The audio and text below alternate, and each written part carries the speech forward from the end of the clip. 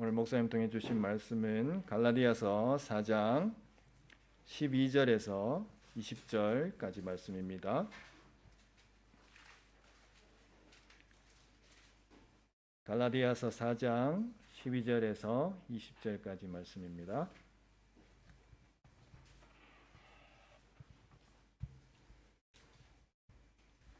찾으신 줄 알고 제가 봉독해 드리겠습니다. 형제자매 여러분, 내가 여러분과 같이 되었으니 여러분도 나와 같이 되기를 바랍니다. 여러분이 내게 해를 입힌 일은 없습니다. 그리고 여러분이 아시는 바와 같이 내가 여러분에게 처음으로 복음을 전하게 된 것은 내 육체가 병든 것이 그 계기가 되었습니다. 그리고 내 몸에는 여러분에게 시험이 될 만한 것이 있는데도 여러분은 나를 멸시하지도 않고 외면하지도 않았습니다. 여러분은 나를 하나님의 천사와 같이 그리스도 예수와 같이 영접해 주었습니다. 그런데 여러분의 그 감격이 지금은 어디에 있습니까? 나는 여러분에게 증언합니다. 여러분은 할 수만 있었다면 여러분의 눈이라도 빼어서 내게 주었을 것입니다. 그런데 내가 여러분에게 진실을 말하기 때문에 여러분의 원수가 되었습니까? 위에서 내가 말한 사람들이 여러분에게 열심을 내는 것은 좋은 뜻으로 하는 것이 아니라 여러분을 내게서 떼어놓아서 여러분으로 하여금 자기네들을 열심히 따르게 하려고 하는 것입니다. 그런데 그들이 좋은 뜻으로 여러분에게 열심을 낸다면 그것은 내가 여러분과 함께 있을 때뿐만 아니라 언제든지 좋은 일입니다. 나의 자녀 여러분, 나는 여러분 속에 그리스도의 형상이 이루어지기까지 다시 해산의 고통을 겪습니다. 이제라도 내가 여러분을 만나 어조를 부드럽게 바꾸어서 말할 수 있었으면 좋겠습니다. 나는 여러분의 일을 어떻게 하면 좋을지 당황하고 있습니다. 아멘.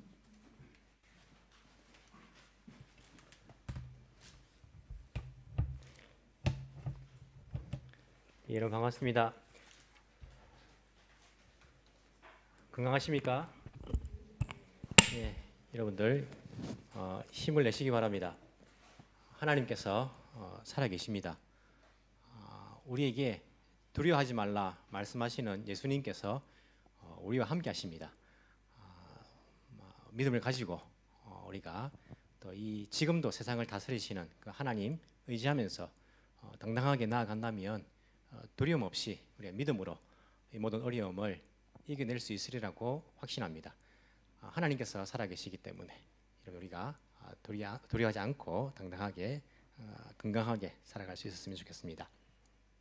오늘 올림픽 폐막식이죠, 그죠? 올림픽이 시작되어서 폐막식 또 감염자 수는 계속 늘어나고 있지만은 그래도 무사하게 폐막식에 임한 것을 감사하게 생각합니다.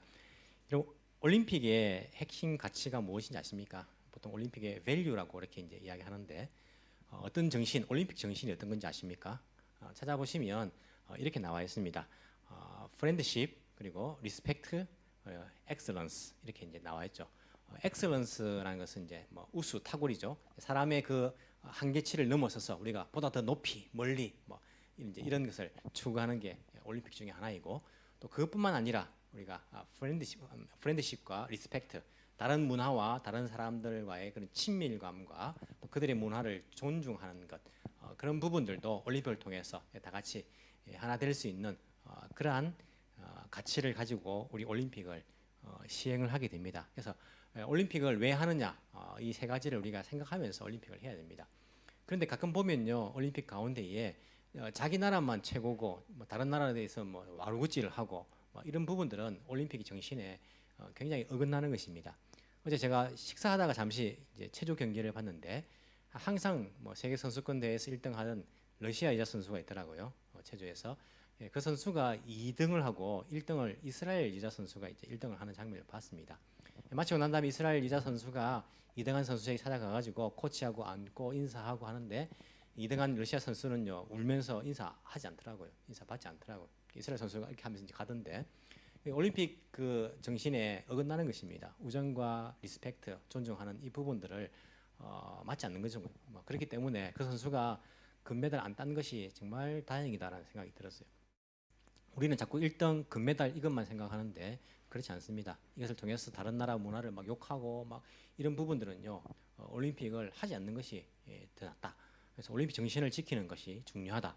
그런 생각들을 하면서 지금 우리가 하고 있는 것이 왜 하는가, 어떤 정신에서 하는가를 생각하는 것이 참 중요하다라는 그런 생각이 들었습니다. 올림픽을 왜 하느냐, 이런 정신들을 생각하면서 지금 우리가 왜 신앙생활 하느냐, 왜 신앙생활 하는 것인가, 왜 우리가 지금 이 어려운 가운데서도 이렇게 나와서 예배를 드리고 있는 것인가, 우리가 내가 하고 있는 일에 대해서 왜 하는가에 대한 그런 질문과 답들을 항상 하면서 우리가 일들을 할 필요가 있다는 생각이 듭니다. 예배를 통해서 하나님과의 우리가 교제를 하며 하나님께 예배를 드리고 또 하나님께서 우리에게 주시는 그 은혜를 맛보는 것, 이런 부분들이 예배 중요한 것 아니겠습니까? 단순히 앉아 있는 것이 아니라 정말 하나님의 그 임재를 체험하면서 그분께 우리의 몸과 마음을 다해서 경배를 드릴 수 있는 그러한 일들이 예배 가운데 일어나고 우리 삶 속에서도 우리가 그러한 생각들을 하면서 내가 하는 일 하나하나를 의미 있게 가치 있게 해 나가는 것이 필요하리라고 생각을 합니다. 우리가 지금 갈라디아서를 공부하는 이유도 마찬가지입니다. 이 갈라디아서를 왜 보고 있느냐?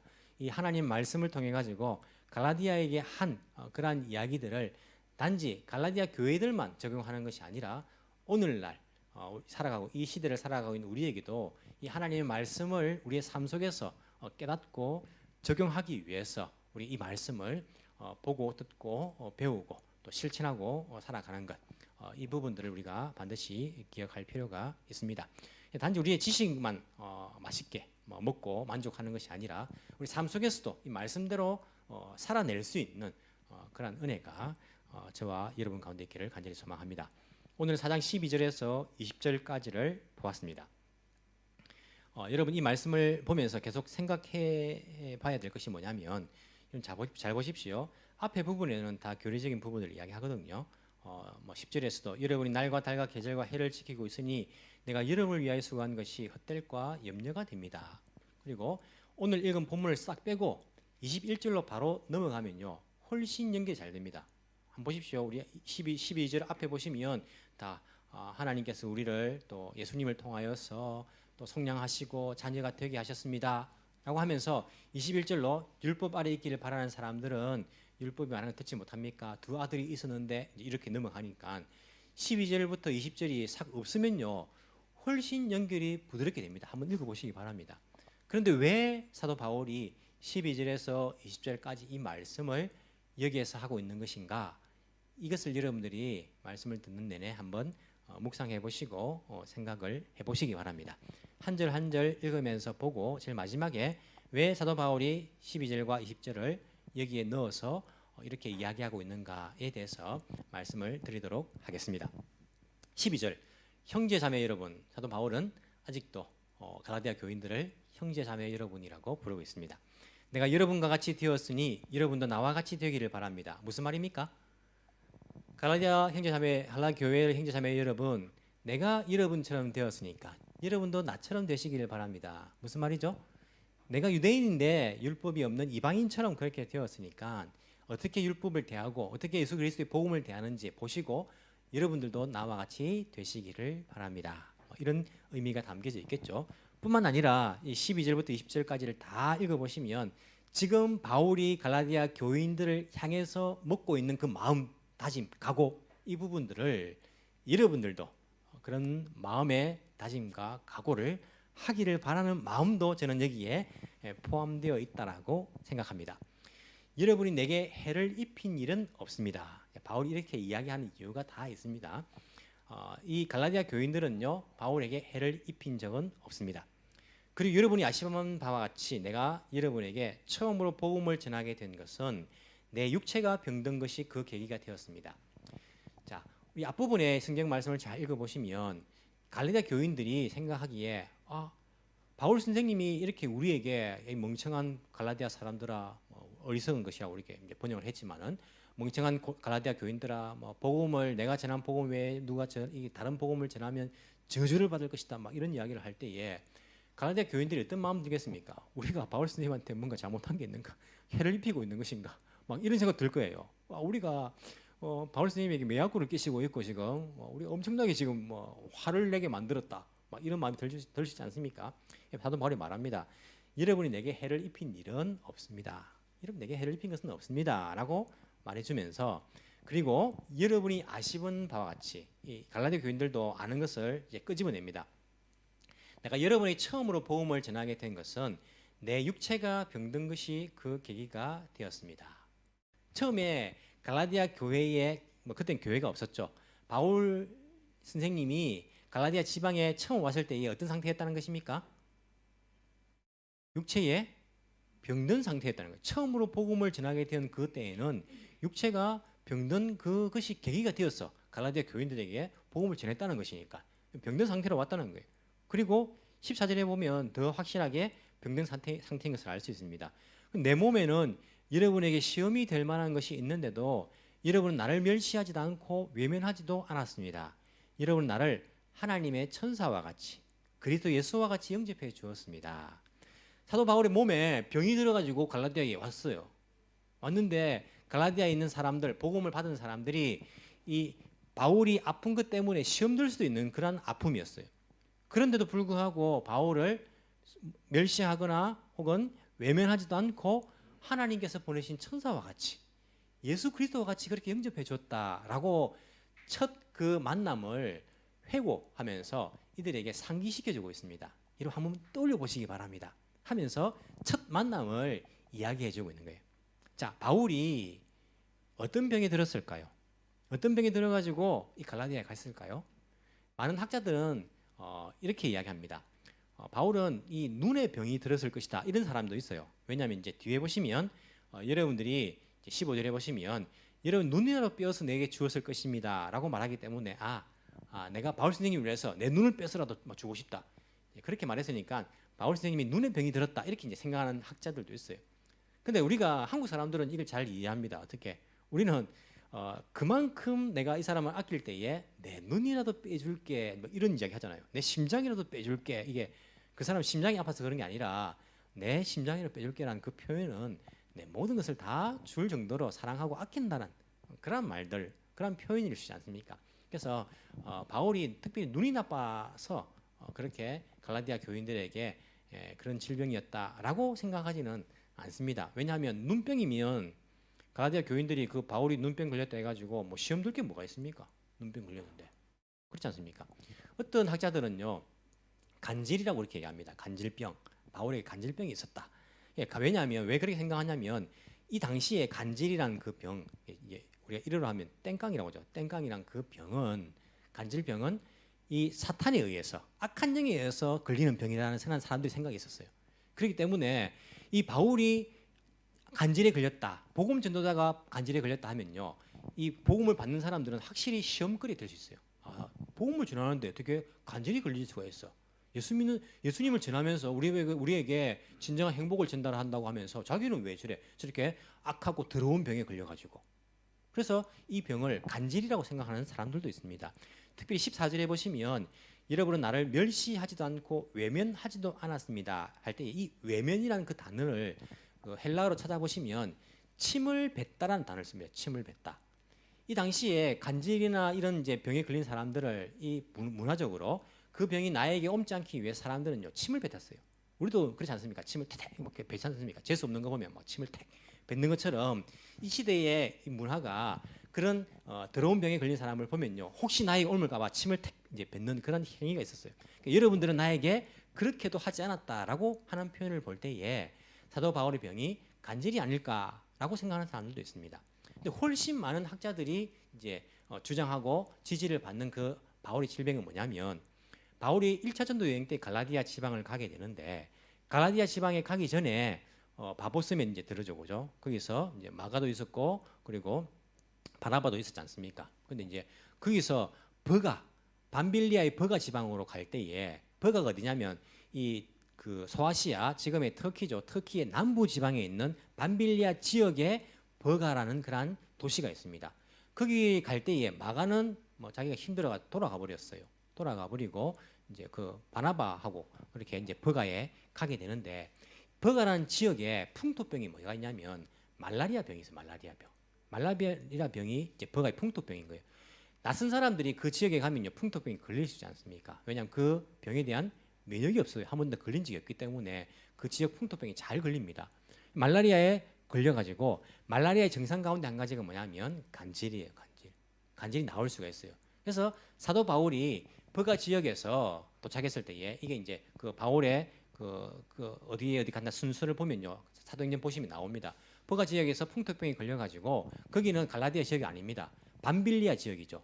그래서 그 병 때문에 그 병이 조금 더 증세를 완화시키기 위해서 조금 고원지대, 높은 지대죠. 고원지대인 갈라디아 지역으로 갔을 가능성이 있다라고 많은 학자들이 그렇게 이야기를 합니다. 그래서 사도 바울의 질병은 버가란 지역에서 걸렸던 풍토병, 말라리아고 그 때문에 간질 증세가 나왔고 그 병 때문에 갈라디아 지역을 택해서 거기에 갔을 것이다. 그래서 바울이 어떻게 이야기하고 있냐면 내가 처음으로 복음을 전하게 된 것은 13절에 보시면 내 육체가 병든 것이 그 계기가 되었습니다. 그렇죠, 그죠? 갈라디아 교인 사람들에게 복음을 전하게 된 것은 원래 일정에는요 밤빌리아 버가 지역에서 그 지역 밤빌리아 지역을 먼저 전도해야 되는데 버가에서 갑자기 비시디아 안지역 갈라디아 지역으로 올라가 버리거든요. 그럴 때 이 병 때문에 갈라디아 지역으로 어쩔 수 없이 가게 되었고 그래서 내가 여러분들이 알지 않습니까? 내가 여러분들이 온 것은 내 육체의 질병 때문에 여러분의 복음을 전하는 그런 계기가 되었지 않습니까? 그래서 그 간질로 인하여 가지고 그 증상으로 인해서 이게 시험거리 될 수 있지 않습니까? 시험거리가 될 수도 있음에도 불구하고 그 복음을 듣는 사람들, 받는 사람들은 사도 바울을 침뱉지 않고 무시하지 않고 그 사람을 하나님의 천사처럼 받아들이고 예수 그리스도를 받아들인 것처럼 이 사도 바울을 영접하였다. 여러분 그때를 기억하지 않습니까? 그때 여러분 알고 있지 않습니까? 라고 사도 바울이 이야기하고 있는 거예요. 참 대단하죠, 그죠? 말라리아 질병은요 굉장히 우리가 안 걸려봐서 그런데 정말 아픈 질병입니다. 뭐 저도 걸려보지는 않았습니다. 아프리카 지역에 제가 남아공에 이제 살았지 않습니까? 남아공에는 유일하게 아프리카 지역에서 말라리아와 황열병이 없는 곳입니다. 그래서 갈 때에 예방 접종을 안 해도 갈 수 있는 곳이 남아프리카 공화국이에요. 근데 남아프리카 공화국을 제외하고 모든 나라들은 다 말라리아와 황열병이 있어요. 가기 전에 황열병 예방 주사를 맞고 가야 됩니다.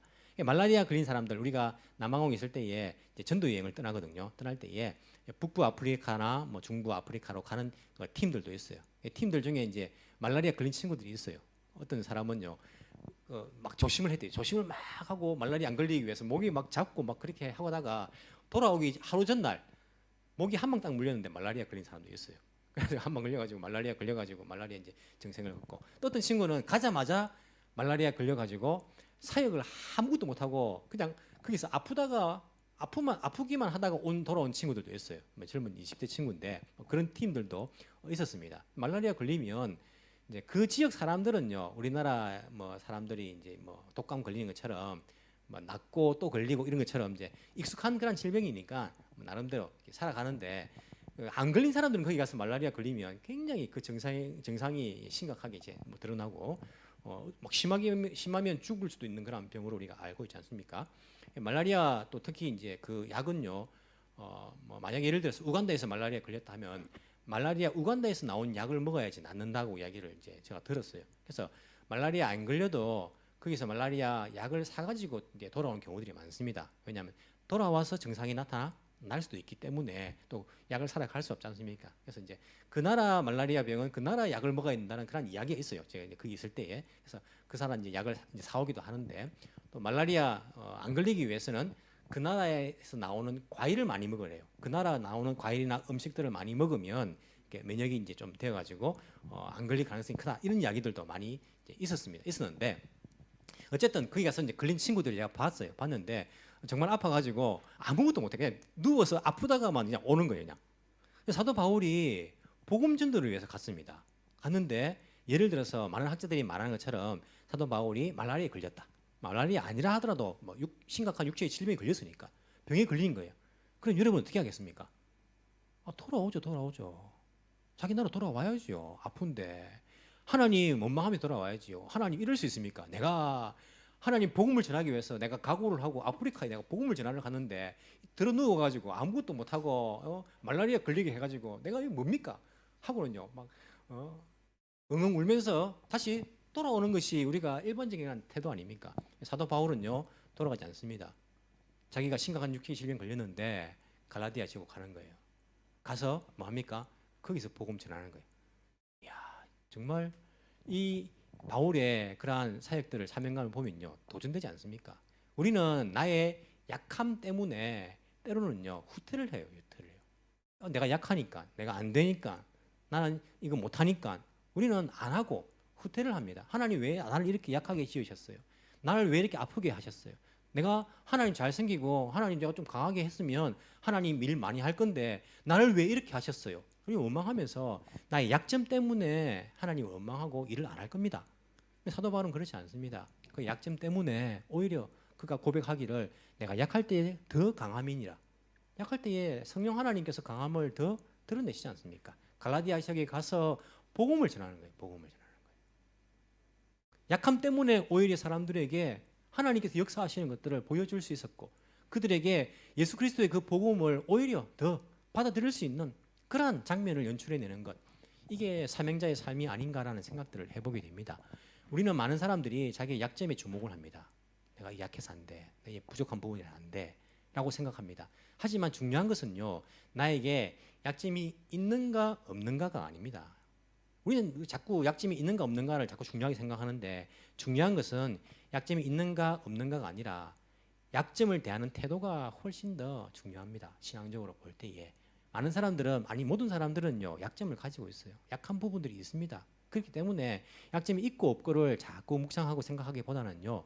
그 약점을 어떻게 내가 대할 것인가 그 태도가 우리의 신앙적인 태도이냐 아니면 불신앙이냐 그렇게 나타나게 될 것입니다. 사도 바울은 내가 약한 것이 계기가 되어가지고 갈라디아에 교회가 세워졌다. 너희들이 복음을 받은 거 아니냐.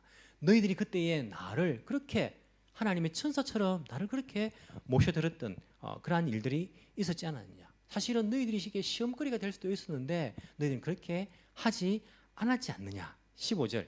그런데 여러분의 그 감격이 지금은 어디에 있습니까? 그때에 여러분들은 그렇게 복음을 받으면서 기뻐했고 감사했고 행복했고 나에게 비록 시험거리가 될 만한 것이 있었어도 여러분들은 그렇게 복음의 감격이 있었는데 지금은 그 감격이 어디에 있습니까, 여러분?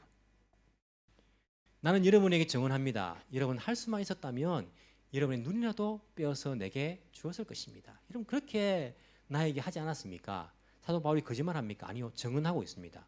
그 당시에 진짜 갈라디아 교인들이 그렇게 이야기를 했겠죠. 그렇기 때문에 사도 바울이 나는 여러분에게 내가 증언하기를 여러분이 그 당시에는 눈이라도 빼가지고 나에게 주려고 하지 않았습니까? 그런데 16절 내가 여러분에게 진실을 말하기 때문에 여러분의 원수가 되었습니까?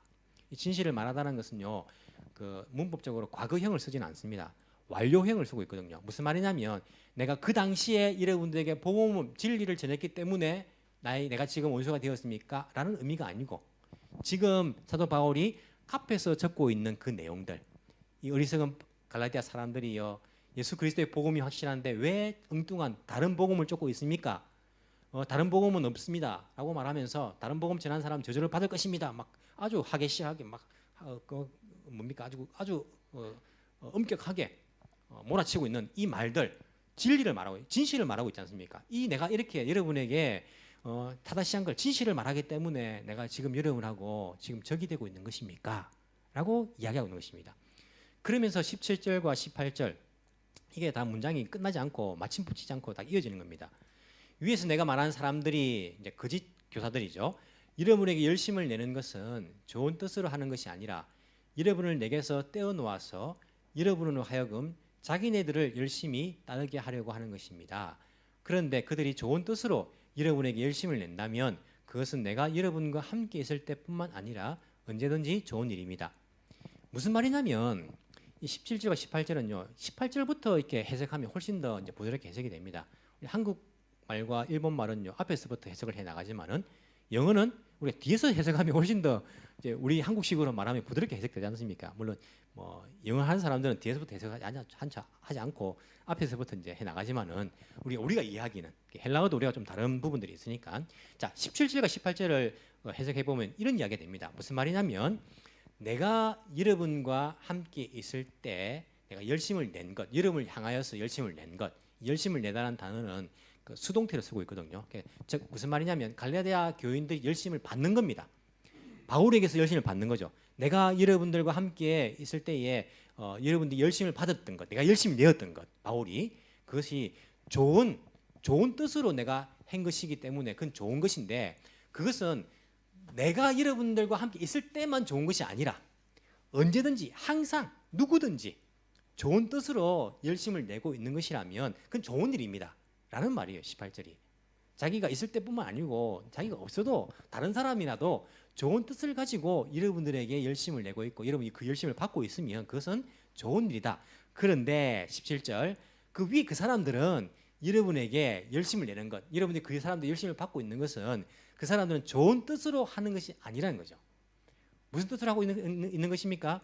여러분을 내게서 떼내 가지고 여러분으로 하여금 자기네들을 열심히 따르게 하려는 그런 목적을 가지고 안 좋은 목적으로 열심을 내고 있고 그들의 열심을 여러분이 받고 있으니까 그것은 좋은 일이 아니다라는 의미입니다. 바울이 내가 열심을 냈던 기억하시죠?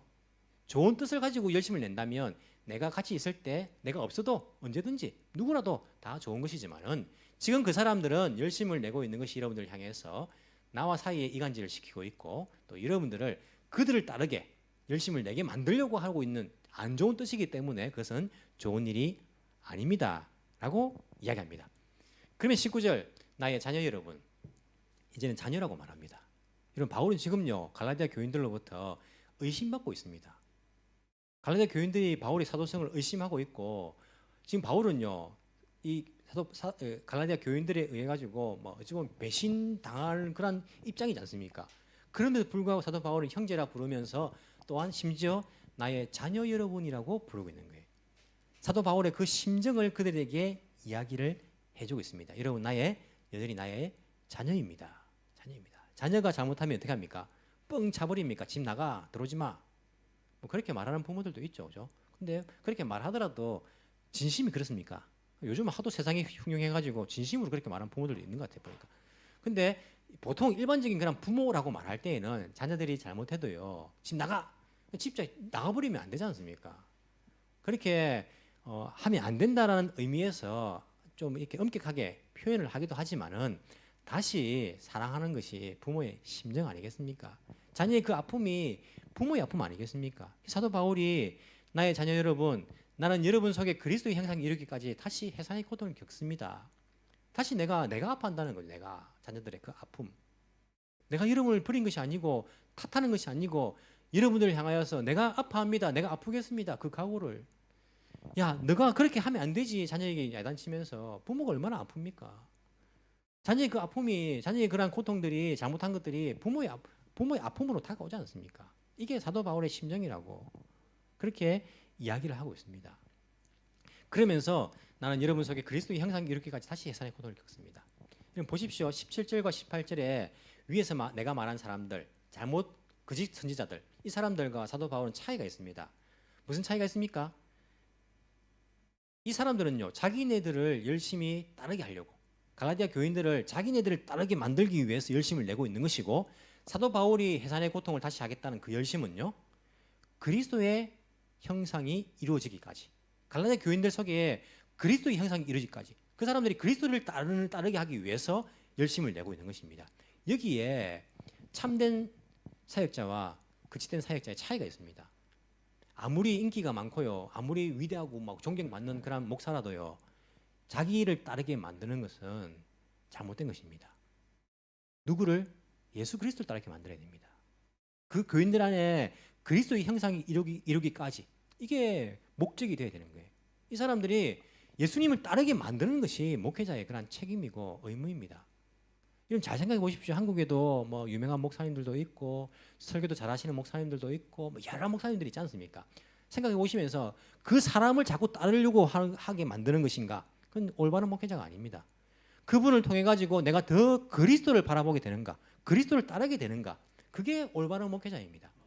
사도 바울이 이야기하기를 잘못된 사람들이다. 그들의 열심은 자기네들을 따르게 만들려고 지금 열심을 내고 있는 것이다.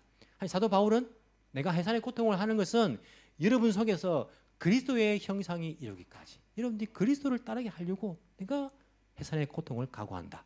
사도 바울이 그렇게 고백하고 있는 것입니다. 이런 혼동하지 마십시오. 목회자를 자꾸 떠올리고 막 기억하고 막 물론 본받는 것은 가능해요. 사도 바울도 나를 본받는 사람이 되라 한 것이 구체적으로 눈에 보이는 이제 본이니까 모형이니까 우리가 본받는 것은 가능하지만은 그 본받는 것도 그리스도를 따라가기 위한 것 아닙니까? 자꾸 그리스도를 생각나게 만들어주는 목회자, 리더, 그러한 사역자들, 그것이 바로 성경에서 말하는 올바른 사역자의 그러한 자세이다라고 우리에게 가르쳐주고 있습니다. 이제라도 내가 여러분을 만나 어조를 부드럽게 바꾸어서 말할 수 있으면 좋겠습니다. 자기가 이때까지 조금 엄격하게 화난 목소리로 격앙된 목소리로 이야기했다는 것을 자기도 인정하고 있죠. 그래서 이제부터는 내가 여러분을 만나게 되면 좀 부드럽게 내가 말할 수 있으면 좋겠다. 자기가 그런 이야기를 하죠. 그러면서 나는 여러분이 이를 어떻게 하면 좋을지 당하고 있습니다. 근데 내가 좀 걱정이다. 여러분들이 어떻게 될지 지금 앞으로 결과가 모르니까 내가 지금 당황하고 있다라고 표현했는데 내가 지금 걱정하고 있다. 자녀에게 야 엄마가 말이야 막 이렇게 막 몰아치놓고는요. 그래도 내가 너를 사랑해서 이렇게 말하는 거 아니냐. 앞으로 내가 어떻게 될지 참 걱정이다. 이런 식으로 사도 바울이 표현을 하고 있다라고 생각하시면 되겠습니다. 자, 제가 처음에 말씀드린 부분들 사도 바울은 왜 12절과 20절을 사이에서 끼워 넣고 있는 것일까요? 왜 이 부분을 끼워 넣고 있을까요? 11절에서 21절로 바로 넘어가면 훨씬 부드럽게 연결이 잘 되는데 왜 이렇게 끼워 넣고 있을까요? 자, 먼저 우리 생각해 볼 것은요. 갈라디아 교인들을 사도 바울이 탓하고 있는 것은 아니라는 겁니다. 왜냐 앞에서 자기가 아주 격앙되게 이야기했는데 혹시 갈라디아 교인들 자녀들이 야단맞을 때처럼 내가 이래가지고 부모님에게 폐가 되고 나는 죽어야 돼 막 이런 식으로 할까봐 사도 바울이 아니 너희들이 잘못한 것이 아니다. 너희들에게 내게 해를 입힌 것은 아무것도 없다. 일본어 성경 보니까 너희들 중에 와루이 것도 나쁜 것은 히도츠도 나니 뭐 히도츠 나이 한 개도 나에게 그렇게 잘못한 것은 너희들 없다. 그렇게 말합니다. 이 갈라디아 교인들이 잘못한 것이 아니다. 너희들. 그리고 나에게 잘못한 것도 있는 것도 아니다. 바울에게. 내 마음을 너희들 알지 않느냐. 내가 너희들에게 지금 막 화를 내면서 막 이렇게 하는 것이 너희들을 막 망해라고 그런 게 아니다. 누가 나쁜 겁니까? 거짓된 교사들. 그 사이에 이간질하는 거짓된 교사들. 그 사람들이 나쁜 목적을 가지고 지금 하고 있는 것. 너희들이 나쁜 거 아니고 우리 사이에 아무런 문제가 없는데 그렇게 가만히 들어온 사람, 끼어든 사람들이 지금 우리 사이에 이간질하는 것이다. 첫 만남을 기억해봐라. 그리고 지금도 마찬가지 아니냐. 우리 마음 변하지 않았다. 그 사람들이 지금 자꾸 우리 사이에 이간질하고 있다. 우리는요.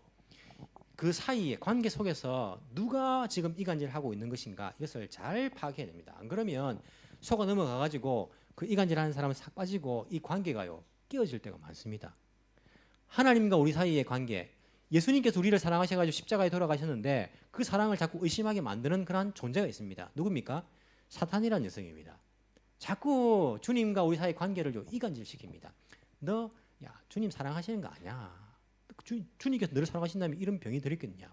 주님께서 너를 사랑하신다면 너가 이렇게 사업이 안 되겠느냐? 너가 이렇게 늘 아프겠느냐? 뭐 하는 것마다 안 되겠느냐? 주님 너 사랑하는 거 아니냐? 아니야. 자꾸 주님의 사랑을 의심하게 만듭니다. 거기에 끼어든 그 존재를 잘 모르고요. 자꾸 우리는 주님을 의심하게. 그 사이에서 이간질시키는. 욥과 하나님 사이에 이간질하는 사탄이 있는 거예요. 하나님 욥이 뭐 받은 게 없어가지고 뭐 아무 이유 없이 하나님을 사랑합니까? 아닙니다.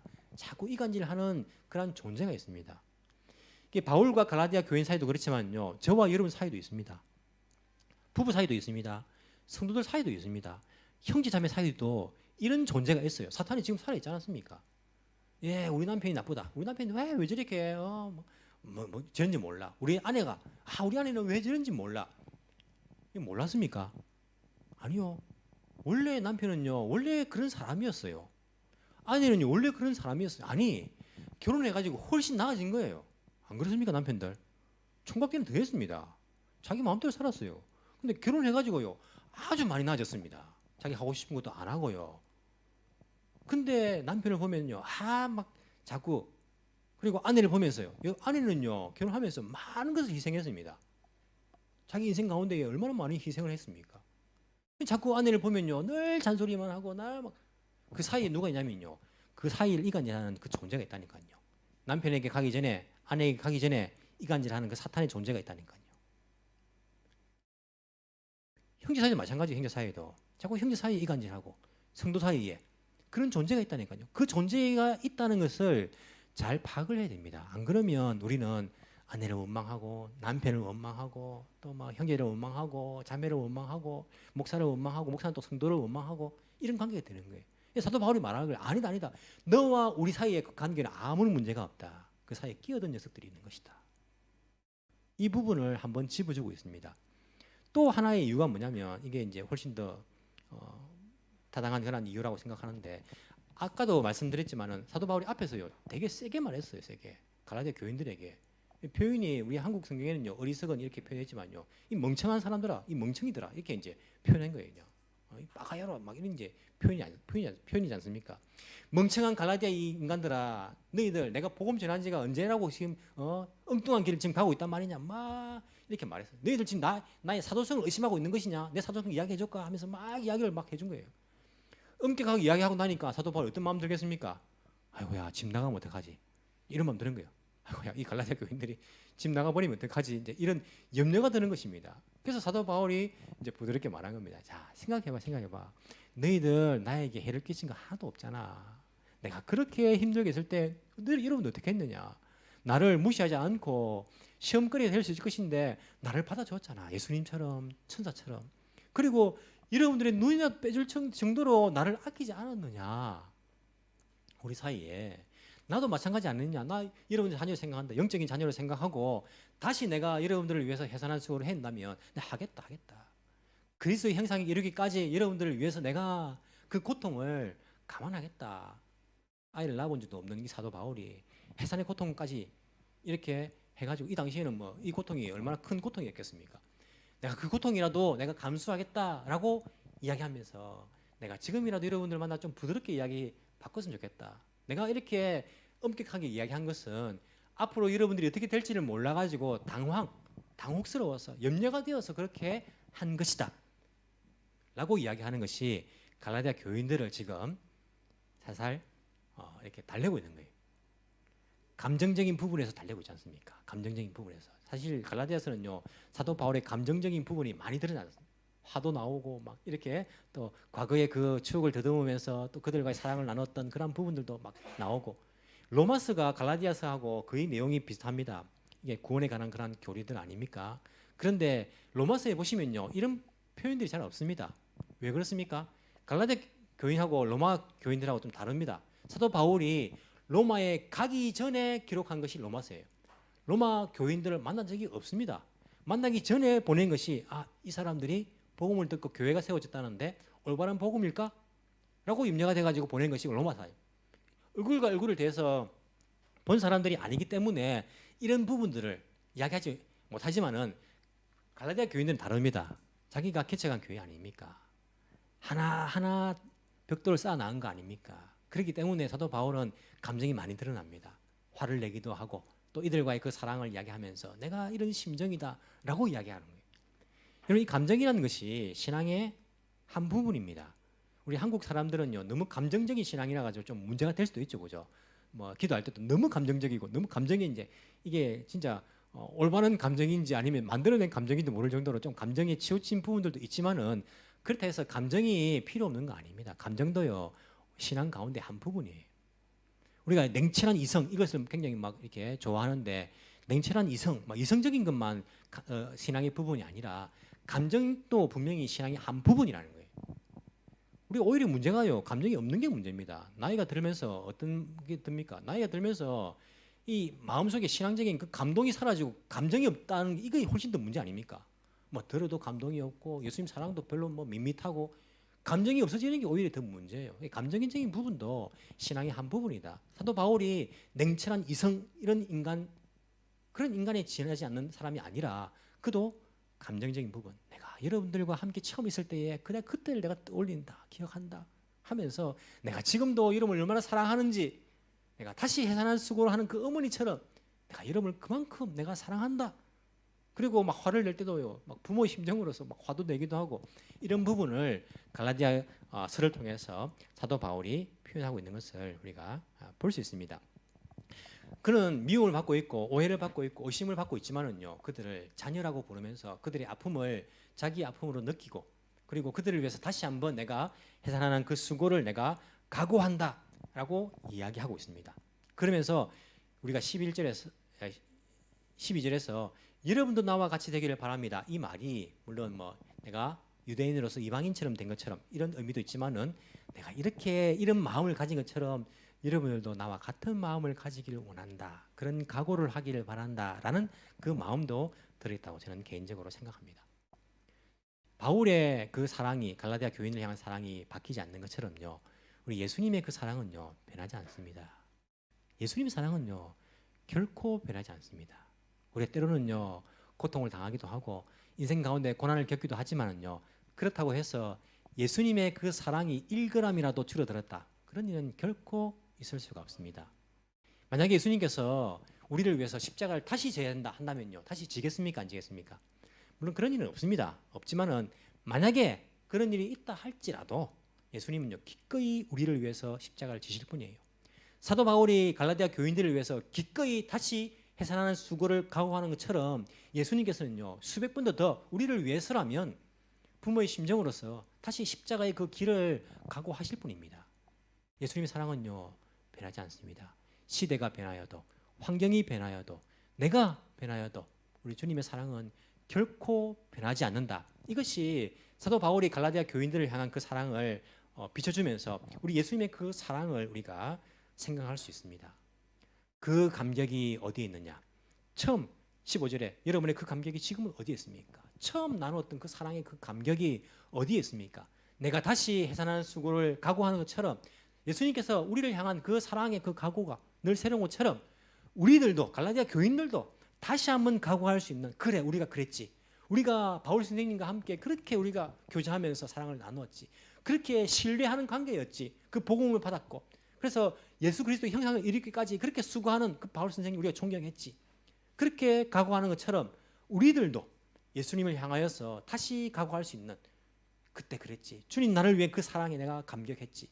다시 한번 우리가 각오할 수 있는 다시 각오하면서 교회를 다시 우리가 세우기 위해서 충성하리라는 그런 각오들 마찬가지로 또한 우리가 그 감격을 회복하기를 원하는 그런 간절한 마음을 가지고 내 형제 자매를 사랑하기로 또 각오하는 그 각오들 그들이 그리스도의 형상을 이루기 위해서 나 역시 사도 바울처럼 다시 또 각오할 수 있는 그 마음의 각오들 그 각오들을 우리에게 사도 바울이 다시 한번 불러 일으키고 있는 것은 아닌가라는 그런 생각들을 해보게 됩니다.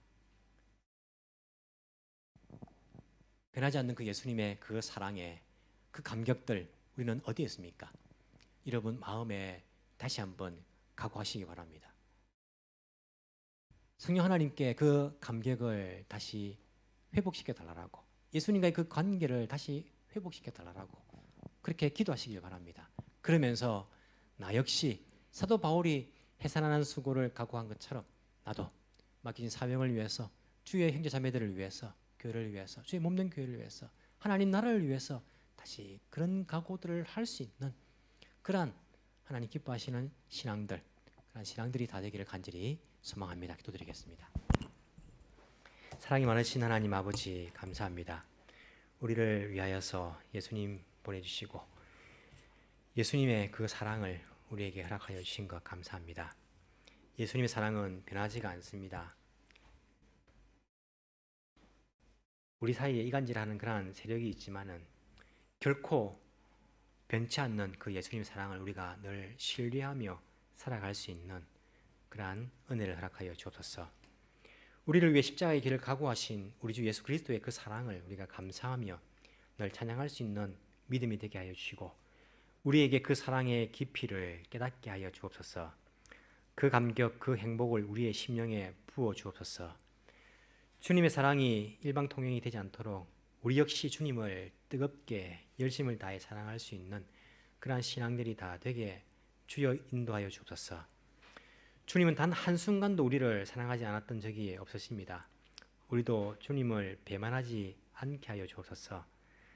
많은 사람들이 코로나 때문에 주님을 향한 그 사랑이 식어지고 있고 그들 열심히 사라지고 있으며 전지전능하시며 지금도 이 세상을 다스리시는 그 주님보다 코로나를 더 두려워하면서 살아가는 것 같습니다. 주님, 우리 모든 성도들은 용사와 같은 그런 믿음을 주옵소서. 골리앗 앞에서도 두려워하지 않았던 그 다윗의 믿음을 우리들에게도 주여 허락하여 주옵소서. 그래서 단 한 사람도 믿음에서 떨어지지 않도록 주여 인약한 우리를 도와주옵시기를 간절히 소망합니다. 우리 삶을 통하여서 주님께 영광 돌리며 우리들도 주의 성도들을 섬기며 주의 교회를 세우기 위해서 해산하는 수고를 다시 각오할 수 있는 그러한 신앙인들이 되게 주여 인도하여 주옵소서. 감사드리며 살아계신 예수님 이름으로 기도합나이다. 아멘.